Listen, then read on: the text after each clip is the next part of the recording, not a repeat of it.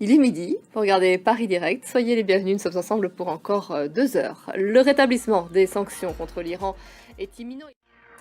Quelle sera l'ampleur des sanctions contre l'Iran? Toutes les résolutions de l'ONU devraient être rétablies aujourd'hui. Les échanges ont été intenses en marge de l'Assemblée générale des Nations unies. L'Iran aura tenté, avec le soutien de la Russie et de la Chine, de convaincre les Occidentaux, mais sans succès. Antoine Fenot. Les États-Unis n'ont pas apprécié l'activisme du président colombien dans les rues de New York en marge de cette assemblée générale. C'était lors d'une manifestation pro-palestinienne. Benjamin Netanyahou était lui venu défendre ses guerres, sa vision, sa mission pour Israël à la tribune des Nations Unies dans une salle qui s'était partiellement vidée à son arrivée. Il s'est sans surprise élevé contre les pays qui soutiennent un État palestinien, contre l'idée elle-même. Ce serait un suicide national selon lui. Lucas de Villepin pour France 2. Pour les Palestiniens, ce discours a avant tout confirmé la poursuite de la guerre. La défense civile de la bande de Gaza a annoncé la mort d'au moins 50 personnes dans des frappes israéliennes ces dernières heures. Et face à cette intensification, l'ONG Médecins sans frontières a décidé de suspendre ses activités dans la ville de Gaza. Axel Simon.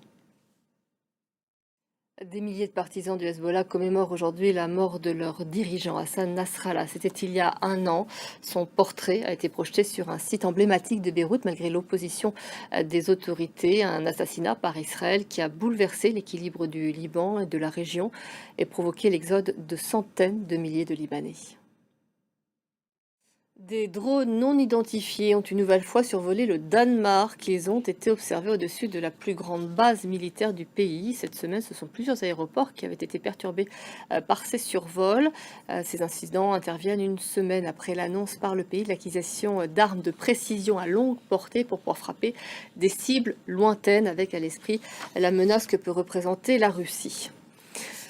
Scrutin législatif demain en Moldavie, le climat politique est là aussi tendu. S'affrontent les pro-européens et les pro-russes. Le gouvernement pro-européen voudrait préserver sa majorité absolue. Le 12 octobre prochain, scrutin présidentiel au Cameroun. La campagne officielle débute aujourd'hui. 12 candidats sont en lice. Ils vont devoir convaincre les électeurs sans débat politique sur les radios et télévisions. Si vous aimez les sensations fortes, ces images ne vont pas vous émouvoir, mais elles sont tout de même spectaculaires. Midi 13 à Paris, place à l'émission Aux avant-postes présentée par Ali Laïdi.